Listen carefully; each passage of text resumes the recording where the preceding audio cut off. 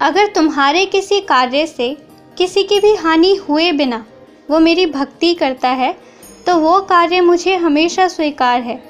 तुम उसमें आगे बढ़ सकते हो।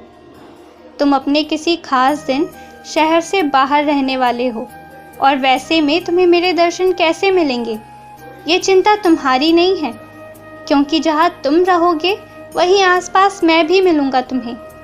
जिसने तुम्हारा ढेरों सामान चुराया था, जो तुम अब तक पकड़ नहीं पाए थे ना, अब वो धीरे धीरे सारा सामान वापस लाकर रख रहा है। उसे रखने देना। समझकर भी ऐसे प्रतीत होना कि तुम्हें कुछ समझ नहीं आया। उससे सवाल मत करना, पर विश्वास भी मत करना। यदि शनिदेव को तुम तेल नहीं चढ़ा सकते तो क्या हुआ, मुझे अर्पित कर दिया करो। ऐसे हर छोटी छोटी बात पर परेशान और व्याकुल कोई होता है क्या? मुझे दो, मैं स्वीकार कर रहा हूँ। तुम्हें एक बात पता है, तुम बहुत भाग्यशाली हो। तुम पाठ करो, चालीसा पढ़ो, इसका इंतज़ार ईश्वर भी करते हैं।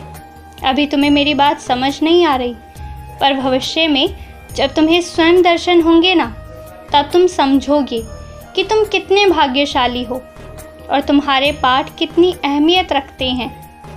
जिसने तुम्हारी ज़िंदगी से, तुम्हारे कमरे से, तुम्हारे वाहन से मुझे, मेरे चित्र, मेरे स्वरूप को हटाने की कोशिश की है, जिसने भी इस तरह के कार्य करने की ज़रूरत की है ना, अब मैं तुम्हें उनके आसपास नहीं रहने दूंगा।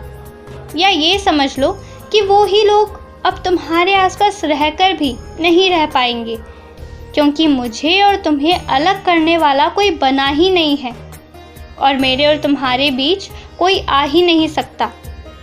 कुछ लोग तुम्हें अकेला देखकर जानबूझकर तुम्हारे घर आ जाते हैं, तो ऐसे में दरवाजे खोले बिना ही उन्हें कम से कम शब्दों में जवाब दे दिया करो और ऐसे लोगों से बातचीत करने से बचो। और जानते हो, कभी कभी ऐसा हो जाता है, ना चाहते हुए भी बहस हो गई, तो जैसे दिन बीत जाए ना, उन बातों को भूल जाया करो। नया सवेरा, नया दिन और नई शुरुआत होनी चाहिए। कुछ 2-4 दिन तुम्हारे लिए भारी हैं और इसलिए तुम्हें कह रहा था कि अपने स्वास्थ्य का विशेष ध्यान दो, अपने खाने पीने पर ध्यान दो। और वो दिन अब निकल गए हैं। अब तुम पर कोई भी दिन भारी नहीं पड़ेगा और तुम पर कोई देवी देवता नाराज़ भी नहीं है। इसलिए अब अपने मन से इन सारी बातों को निकाल देना, क्योंकि यदि कुछ कम होता, यदि किसी चीज़ की ज़रूरत होती, तो मैं निश्चित ही तुमसे वो करवा लेता। मैंने तुमसे अलग अलग तरह के पूजा पाठ भी करवाए हैं, ये तो तुम खुद ही अनुभव कर चुके हो।